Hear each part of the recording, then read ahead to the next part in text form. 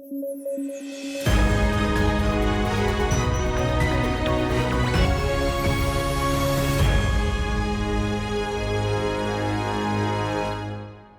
News at 9 programme में आपका स्वागत है। मैं हूं अमृत उपाध्याय। आइए जल्दी से देखें आज के हेडलाइंस। वीरशैव संप्रदाय सुर्खियों में। वीरशैव महासभा ने अपने सदस्यों से जनगणना में खुद को हिंदू नहीं बताने का किया आग्रह। बसवन्ना को राज्य का सांस्कृतिक नेता घोषित करने की मांग भी उठाई। भारतीय न्याय संहिता की धारा 291 की हो रही है चर्चा। पालतू जानवर के काटने पर होगी मालिक को 6 महीने तक की जेल। भारत में जानवरों के काटने की समस्या है गंभीर। और नाइजर ने International Organisation of Francophone Nations के साथ तोड़े रिश्ते। 1970 में बना था संगठन। साझी फ्रेंच संस्कृति को दर्शाता है संगठन। आइए खबरों की शुरुआत करें। भारत के राष्ट्रीय परिप्रेक्ष्य में वीरशैव संप्रदाय सुर्खियों में आया है। दरअसल हाल ही में कर्नाटक राज्य के दावणगेरे में अखिल भारत वीरशैव लिंगायत महासभा का 24वां सम्मेलन आयोजित किया गया था। सम्मेलन में वीरशैव महासभा ने कई अनूठे प्रस्ताव रखे। वीरशैव महासभा ने अपने समुदाय के सदस्यों से आगामी जनगणना या जाति जनगणना में खुद को हिंदू नहीं बताने का आग्रह किया है। वीरशैव महासभा ने कहा कि समुदाय के सदस्यों को अगली जनगणना में अपने धर्म का वर्णन करने के लिए हिंदू शब्द का उपयोग नहीं करना चाहिए, बल्कि खुद का वर्णन करने के लिए केवल वीरशैव या लिंगायत शब्दों का उपयोग करना चाहिए। वीरशैव महासभा ने कहा कि यह समाज की भलाई के लिए है और दुनिया को हमारे समुदाय की विशिष्ट संख्या के बारे में बताने के लिए है। वीरशैव महासभा ने यह भी कहा कि नई जनगणना वैज्ञानिक तरीके से की जानी चाहिए और इसमें वीरशैव लिंगायत समूहों की उपजातियों सहित सभी जातियों की सामाजिक, शैक्षणिक और आर्थिक स्थिति की गणना की जानी चाहिए। वीरशैव महासभा ने यह भी मांग उठाई कि राज्य सरकार को बसवन्ना को राज्य का सांस्कृतिक नेता घोषित करना चाहिए। आइए समझते हैं शैव धर्म, लिंगायत संप्रदाय क्या है और इसकी प्रमुख विशेषताएं क्या हैं। देखिए, भगवान शिव तथा उनके अवतारों को मानने वालों और भगवान शिव की आराधना करने वाले लोगों को शैव कहते हैं और शिव से संबंधित धर्म को शैव कहा गया है। शिव की आराधना करने का प्रमाण बहुत पुराना है। जैसे शिवलिंग उपासना का प्रारंभिक पुरातात्विक साक्ष्य हड़प्पा संस्कृति में भी मिलता है। धार्मिक ग्रंथों में भी इसका उल्लेख है। जैसे ऋग्वेद में शिव के लिए रुद्र नामक देवता का उल्लेख है और अथर्ववेद में शिव को भव, शर्व, पशुपति और भूपति कहा गया है। वहीं मत्स्य पुराण में शिवलिंग की पूजा का पहला स्पष्ट वर्णन मिलता है। आपको बता दें कि वामन पुराण में शैव संप्रदाय की संख्या 4 बताई गई है। ये हैं पाशुपत, कापालिक, कालमुख और लिंगायत। हालांकि शाक्त, नाथ, दशनामी, नाग आदि उप संप्रदाय भी देखने को मिलते हैं। वहीं लिंगायत की बात करें तो लिंगायत संप्रदाय को भारत के प्राचीनतम सनातन हिंदू धर्म का एक हिस्सा माना जाता है। इस संप्रदाय को वीरशैव भी कहा जाता है। कहीं कहीं आप लिंगायत संप्रदाय के लिए जंगम शब्द भी लिखा हुआ पाएंगे। माना जाता है कि इस संप्रदाय की स्थापना 12वीं शताब्दी में हुई थी। बासव पुराण में लिंगायत संप्रदाय के प्रवर्तक अल्लभ प्रभु और उनके शिष्य बासव को माना गया है। बासव को ही बसवन्ना, बसवेश्वर आदि कहा जाता है। आइडियोलॉजी की बात करें तो लिंगायत संप्रदाय भगवान शिव की स्तुति आराधना पर आधारित है। इस मत के ज्यादातर अनुयायी दक्षिण भारत में ही निवास करते हैं। ये लोग मुख्यतः बासव की शिक्षाओं को फॉलो करते हैं। इस संप्रदाय में मान्यता है कि शिव से ही सृष्टि की उत्पत्ति हुई है। इसके बाद ही भगवान ब्रह्म, भगवान विष्णु, भगवान महेश की उत्पत्ति हुई। लिंगायत संप्रदाय के अनुयायी अपने शरीर पर शिवलिंग धारण करते हैं। माना जाता है कि शैव अपने धार्मिक विश्वासों और दर्शन का उद्गम वेदों तथा 28 शैवागमों को मानते हैं। गौरतलब है कि वीरशैव वेदों में अविश्वास नहीं करते। हालांकि इनके दर्शन, कर्मकांड की उत्पत्ति मुख्य रूप से शैवागमों तथा वचनकार से मानी जाती है। वचनकार मतलब पुराने योगी। आपको यह ध्यान रखना चाहिए कि 12वीं से 16वीं सदी के बीच लगभग 300 वचनकार हुए, जिनमें से 30 स्त्रियां रहीं। इनमें सबसे प्रसिद्ध नाम महात्मा बसवेश्वर या बासव का है।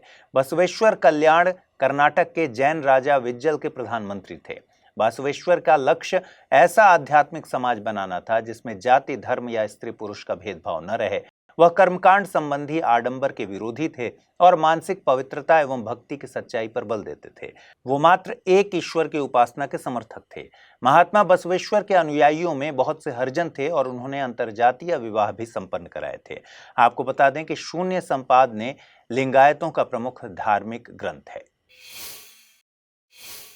आपने YouTube और अन्य सोशल मीडिया प्लेटफॉर्म्स में कई बार देखा होगा कि छोटे बच्चे खेल कूद रहे होते हैं और अचानक से कोई पालतू कुत्ता या आवारा कुत्ता इन पर अटैक कर देता है और बच्चों को सीरियस इंजरी हो जाती है।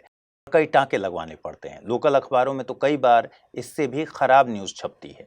एक बार खबर आई थी कि एक लोकल सरकारी हॉस्पिटल में एक नवजात बच्चे को आवारा कुत्ते घसीट कर ले गए और बच्चे की दुखद मौत हो गई। रास्ते में भी चलने वाले लोगों को पालतू कुत्ते या आवारा कुत्ते काट लेते हैं और बवाल मच जाता है। कई केसेस में सीरियस इंजरी देखने को मिलती है और कई बार ऐसे एनिमल अटैक से कई लोगों की मौत भी हो चुकी है। इससे रिलेटेड आंकड़े भी हमारे पास हैं।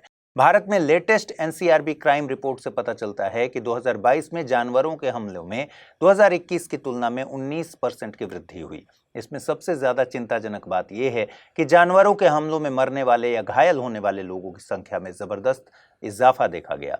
आंकड़ों से पता चलता है कि 2022 में भारत में जानवरों के काटने से 1510 लोगों की मौत हुई। इनमें से 1205 पुरुष और 305 महिलाएं थीं। वहीं 2021 में 1264 लोगों की जानवरों के काटने से मौत हुई थी। हाल ही में स्वास्थ्य और परिवार कल्याण मंत्रालय द्वारा बताया गया कि 2023 में भारत में लगभग 27.6 लाख लोगों को कुत्तों ने काटा। वहीं 2022 में 21.8 लाख कुत्तों के काटने की सूचना मिली। ये लगभग 26.5% की वृद्धि थी। ये आंकड़े परेशान कर देने वाले हैं। कुल मिलाकर यह कहा जा सकता है कि भारत में आवारा और पालतू जानवरों से होने वाले हमलों की समस्या बहुत गंभीर है। अब आपने आंकड़े देख लिए, समस्या का भी पता चल गया, लेकिन सवाल घूम फिर कर वही आता है कि समस्या का कानूनी समाधान क्या है।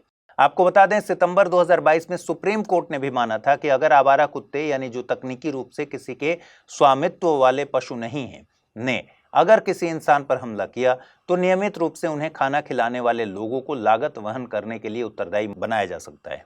ध्यान दीजिए, यहां बनाया जा सकता है कहा गया है। देखिए, आपको पता ही है कि केंद्रीय गृह मंत्रालय भारतीय दंड संहिता यानी आईपीसी को बदलने के उद्देश्य से भारतीय न्याय संहिता यानी बीएनएस का निर्माण कर चुकी है। भारतीय न्याय संहिता में ऐसे केसेस से रिलेटेड कुछ प्रावधान किए गए हैं। भारतीय न्याय संहिता के तहत यदि आपका पालतू जानवर किसी इंसान पर हमला करता है तो आपको 6 महीने तक की कैद के साथ 5,000 रुपए तक का जुर्माना लगाया जा सकता है। बीएनएस की धारा 291 का शीर्षक है जानवरों के संबंध में लापरवाही पूर्ण आचरण। अब ध्यान से सुनिएगा, इसमें कहा गया है जो कोई जानबूझकर या लापरवाही से अपने कब्जे में किसी भी जानवर के साथ ऐसे उपाय करने से चूक जाता है जो मानव जीवन के लिए किसी भी संभावित खतरे के लिए पर्याप्त है, तो ऐसे जानवर से गंभीर चोट लगने पर 6 महीने तक की कैद या 5,000 रुपए तक का जुर्माना या दोनों से दंडित किया जाएगा।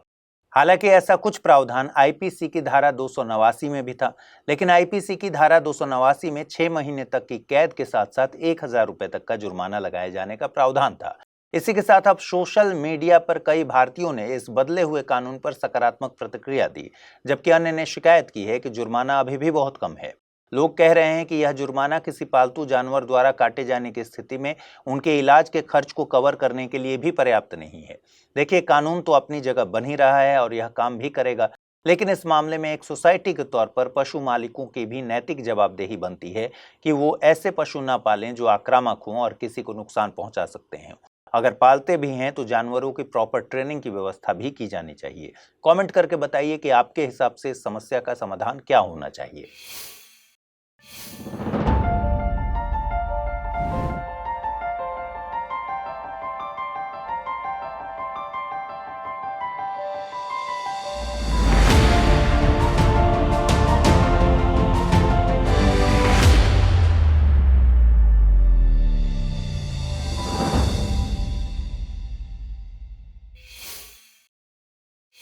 हाल ही में पश्चिम अफ्रीका के देश नाइजर ने International Organisation of Francophone Nations OIF के साथ अपने सभी सहयोग निलंबित कर दिए।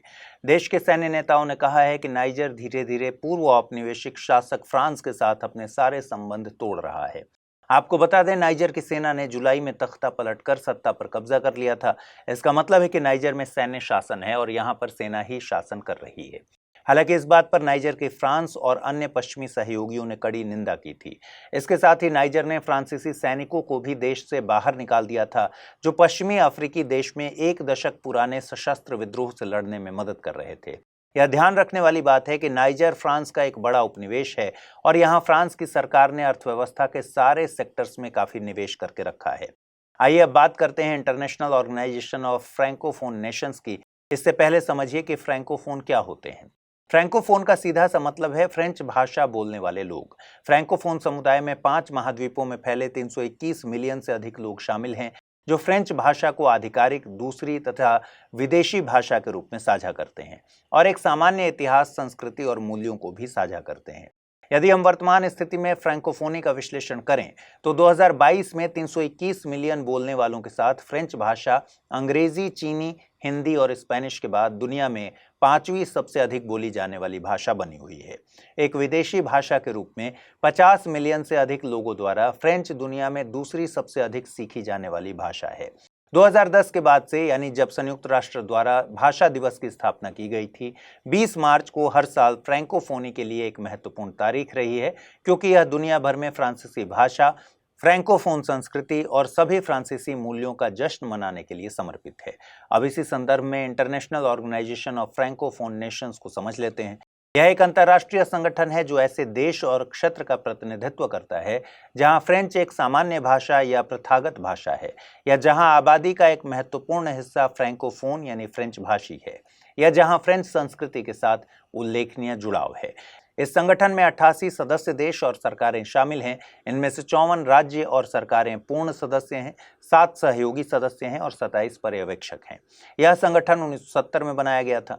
इसके मकसद की बात करें तो इसका मकसद फ्रेंच भाषा और सांस्कृतिक और भाषाई विविधता को बढ़ावा देना, शांति, लोकतंत्र और मानवाधिकारों को बढ़ावा देना, शिक्षा, प्रशिक्षण, उच्च शिक्षा और अनुसंधान का समर्थन करना, सतत विकास को बढ़ावा देने के लिए आर्थिक सहयोग को बढ़ावा देना है। आपने एक कहावत सुनी होगी, करेला ऊपर से नीम चढ़ा। हाल ही में हुई एक रिसर्च ने इस कहावत को सच कर दिया है। यह रिसर्च हुई है माइक्रोप्लास्टिक्स पर। आपको पता ही है कि माइक्रोप्लास्टिक्स एक्वेटिक इकोसिस्टम में प्रवेश कर चुके हैं। ये माइक्रोप्लास्टिक्स इंसानी स्वास्थ्य के लिए बड़ा खतरा पैदा करते हैं। लेकिन खतरा सिर्फ माइक्रोप्लास्टिक्स का नहीं है। शोधकर्ताओं के मुताबिक प्लास्टिक के ये महीन कण न केवल पैथोजेंस को अपनी सतह पर पनपने का मौका देते हैं, बल्कि उनके प्रसार में भी मददगार होते हैं। अंतर्राष्ट्रीय शोधकर्ताओं द्वारा किए गए इस अध्ययन के नतीजे Eco Environment and Health journal में प्रकाशित हुए हैं। चिंता की बात यह है कि जलीय परिवेश में मौजूद यह माइक्रोप्लास्टिक कुछ विशिष्ट पैथोजेंस के लिए वाहकों के रूप में भी काम करते हैं। ऐसे में जब पानी में मौजूद माइक्रोप्लास्टिक्स इंसानी शरीर में प्रवेश करते हैं तो उनके साथ यह रोगजनक भी मानव शरीर में घुसपैठ करते हैं, जो स्वास्थ्य के लिए काफी खतरनाक हो सकता है। आइए समझते हैं कि माइक्रोप्लास्टिक्स क्या होते हैं और ये कैसे इंसानों के लिए खतरा पैदा कर सकते हैं। प्लास्टिक के बेहद महीन कण जिनका आकार 5 मिलीमीटर या फिर उससे भी कम होता है, उनको माइक्रोप्लास्टिक्स कहते हैं। देखिए, 1950 के दशक के बाद से देखें तो प्लास्टिक का उत्पादन अन्य मानव निर्मित सामग्रियों से आगे निकल गया है। आज की तारीख में आप जहां भी नजर घुमाएंगे आपको प्लास्टिक ही प्लास्टिक दिखेगा। अब प्लास्टिक के बारे में यह समझना इंपॉर्टेंट है कि यह कोई ऐसी चीज नहीं जो साल 2 साल में अपने आप खत्म हो जाता है। यदि इसका उचित निपटान न किया जाए तो एक बार वातावरण में पहुंचने के बाद यह कई 100 सालों तक बना रह सकता है। प्लास्टिक से उत्पन्न कचरा दिन ब दिन बढ़ते ही जा रहा है। यदि सिर्फ 2016 के आंकड़ों पर गौर कर लें तो अनुमान है कि इस साल उत्पन्न प्लास्टिक कचरे का करीब 11% हिस्सा, जो कि करीब 2.3 करोड़ टन होता है, वो जलीय वातावरण में प्रवेश कर गया था। दुनिया भर में जिस तरह से प्लास्टिक उपयोग बढ़ रहा है, इसके कचरे का उचित प्रबंधन नहीं किया जा रहा है, उसके कारण यह कण पूरी दुनिया में फैल चुके हैं। आज दुनिया में शायद ही कोई ऐसी जगह है जहां प्लास्टिक के इन महीन कणों की मौजूदगी के निशान न मिले। बात गहरे समुद्रों से लेकर ऊंचे पहाड़ों की हो या नदियों से लेकर बर्फ से ढके अंटार्कटिक की धरती पर, हर जगह प्लास्टिक के इन कणों की मौजूदगी की पुष्टि हो चुकी है। इतना ही नहीं, वैज्ञानिकों को न केवल हवा और बादलों में बल्कि इंसानी शरीर में भी माइक्रोप्लास्टिक्स के होने के सबूत मिले हैं। एनवायरमेंट इंटरनेशनल जर्नल में प्रकाशित एक अन्य शोध में तो अजन्मे शिशुओं के प्लेसेंटा यानी गर्भनाल में भी माइक्रोप्लास्टिक की मौजूदगी का पता चला था। इसी तरह इंसानी रक्त, फेफड़ों, नसों तक में इनके होने के सबूत मिले हैं। यह पूरी तरह स्पष्ट करता है कि वातावरण में बढ़ता प्लास्टिक का यह जहर न केवल हमारे परिवेश बल्कि हमारी नसों और शरीर के अंगों तक में घुल चुका है। अब देखा जाए तो अपने आप में ही यह माइक्रोप्लास्टिक्स इंसानी स्वास्थ्य के लिए बड़ा खतरा है। ऊपर से जलीय परिवेश में पैथोजेंस को पनपने और उनके प्रसार में मदद करके यह संक्रमण के खतरे को कहीं ज्यादा बढ़ा सकते हैं। यह इंसानों के साथ साथ समुद्री जीवों को भी अपनी चपेट में ले सकता है।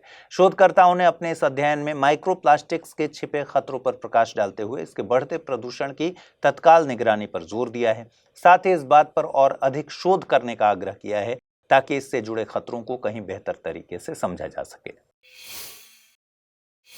आइए अब जल्दी से देखें आज के रैपिड न्यूज में क्या है खास।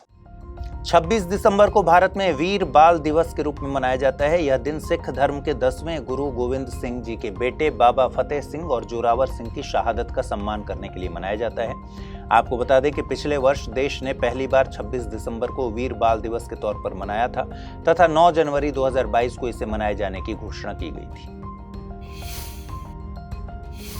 हाल ही में यूनेस्को ने एयर गन सरेंडर अभियान को वन्य जीव संरक्षण कार्यक्रम के एक मॉडल के रूप में मान्यता दी। इसका उद्देश्य स्थानीय निवासियों को पर्यावरण प्रबंधन और वन्य जीव संरक्षण में शामिल करना है।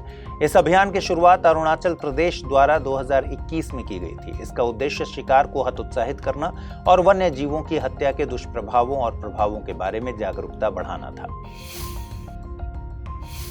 ईरान ने हाल ही में धमकी दी है कि अगर इजरायल ने गाजा पर बमबारी बंद नहीं की तो वह जिब्राल्टर स्ट्रेट और भूमध्य सागर को बंद कर देगा। जिब्राल्टर स्ट्रेट एक संकीर्ण जलमार्ग है जो यूरोप को अफ्रीका से अलग करता है और भूमध्य सागर को अटलांटिक महासागर से जोड़ता है। इसे यह नाम रॉक ऑफ जिब्राल्टर के नाम पर दिया गया है। इसके उत्तर में स्पेन और दक्षिण में मोरक्को स्थित है। हाल ही में केंद्रीय स्वास्थ्य और परिवार कल्याण मंत्री ने मेडटेक मित्र पोर्टल लॉन्च किया। यह एक ऑनलाइन पोर्टल है जिसका उद्देश्य मूल्यांकन, नियामक सुविधा और नए उत्पादों को अपनाने में मेडटेक इनोवेटर्स की सहायता करना है। मेडटेक मित्र प्लेटफॉर्म हालिया चिकित्सा उपकरण नीति और उत्पादन से जुड़ी प्रोत्साहन योजना के साथ मिलकर चिकित्सा उपकरण क्षेत्र को बढ़ावा देगा और इन उपकरणों के घरेलू विनिर्माण को प्रोत्साहित करेगा। पोर्टल का समन्वयन भारतीय चिकित्सा अनुसंधान परिषद यानी ICMR द्वारा किया जाएगा। स्टील्थ गाइडेड मिसाइल विध्वंसक INS इम्फाल को नौसेना के बेड़े में शामिल किया गया। INS इम्फाल विशाखापट्टनम क्लास के अंतर्गत आता है। इसमें ब्रह्मोस मिसाइलों के साथ सतह से हवा में मार करने वाली मिसाइलें, टॉर्पीडो और एंटी सबमरीन रॉकेट लॉन्चर्स मौजूद हैं। इसके साथ ही यह जहाज उन्नत सेंसर और निगरानी रडार से लैस है। इस युद्धपोत का नाम मणिपुर की राजधानी इम्फाल के नाम पर रखा गया है जो नॉर्थ ईस्ट की ग्लोरी को दर्शाता है। हाल ही में गृह मंत्री ने देश के पहले साइबर सुरक्षा केंद्र का उद्घाटन किया। यह साइबर सुरक्षा केंद्र चंडीगढ़ में स्थित है। इस साइबर सुरक्षा केंद्र को देश के सभी राज्यों से जोड़ा जाएगा। इस केंद्र को सेनकॉप्स के नाम से भी जाना जाता है। यह केंद्र शुरुआत से 3 साल तक DRDO के अधीन रहेगा। साइबर सुरक्षा का तात्पर्य मोबाइल, कंप्यूटर, नेटवर्क प्रोग्राम और डेटा आदि तक अनधिकृत पहुंच या शोषण के उद्देश्य से होने वाले हमलों से बचाने की तकनीक है। इसके अंतर्गत data hacking, phishing mail, OTP धोखाधड़ी और मोबाइल धोखाधड़ी, सेक्सटॉर्शन आदि प्रमुख साइबर अपराध आते हैं। आइए अब जल्दी से देखें आज के बुलेटिन पर आधारित क्या प्रश्न बन सकते हैं। पहला सवाल है, शैव संप्रदाय से संबंधित निम्नलिखित तथ्यों पर विचार कीजिए। शिवलिंग उपासना का प्रारंभिक पुरातात्विक साक्ष्य हड़प्पा संस्कृति में मिलता है। ऋग्वेद में शिव के लिए रुद्र नामक देवता का उल्लेख है। अथर्ववेद में शिव को भव, शर्व, पशुपति और भूपति कहा गया है। वायु पुराण में शिवलिंग की पूजा का पहला स्पष्ट वर्णन मिलता है।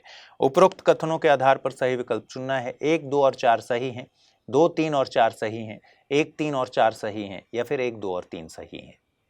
अगला प्रश्न है, हाल ही में गृह मंत्री ने देश के पहले साइबर सुरक्षा केंद्र का उद्घाटन कहाँ किया है? भोपाल, रायपुर, पटना या फिर चंडीगढ़। आइए देखें पिछले बुलेटिन में मैंने आपसे क्या सवाल पूछे थे, उनके सही जवाब क्या हैं। पहला सवाल था, निम्नलिखित में से किन देशों की सीमाएं कैस्पियन सागर से लगती हैं? रूस, अजरबैजान, ईरान, तुर्कमेनिस्तान और कजाकिस्तान। रूस, अजरबैजान, ईरान, तुर्कमेनिस्तान और उज्बेकिस्तान। रूस, अजरबैजान, ईरान, उज्बेकिस्तान और कजाकिस्तान या फिर रूस, अजरबैजान, इराक, उज्बेकिस्तान और कजाकिस्तान। सही जवाब है ऑप्शन ए, रूस, अजरबैजान, ईरान, तुर्कमेनिस्तान और कजाकिस्तान। दूसरा प्रश्न था, ओपेक से संबंधित निम्नलिखित कथनों पर विचार कीजिए। ओपेक की स्थापना सितंबर 1960 में की गई थी। ओपेक के संस्थापक देश ईरान, इराक, कुवैत, सऊदी अरब और वेनेजुएला हैं। ओपेक का मुख्यालय स्विट्जरलैंड में है। उपरोक्त कथनों के आधार पर सही विकल्प को चुनना था। कथन 1 गलत है, कथन 1 और 3 गलत हैं, कथन 3 गलत है या फिर सभी कथन सही हैं। सही जवाब है ऑप्शन सी, कथन 3 गलत है। तो इस बुलेटिन में इतना ही। कल रात 9 बजे आपसे फिर से मुलाकात होगी। ख्याल रखिए अपना, ठीक से पढ़ाई कीजिए। अगर आप इस बुलेटिन की पीडीएफ हासिल करना चाहते हैं, अमृत उपाध्याय 007 टेलीग्राम चैनल पर पीडीएफ रोजाना अपलोड होता है और आज पूछे गए सवालों का जवाब कमेंट बॉक्स में आपको देना है। साथ ही इस बुलेटिन को शेयर करना और लाइक करना नहीं भूलना है। नमस्कार।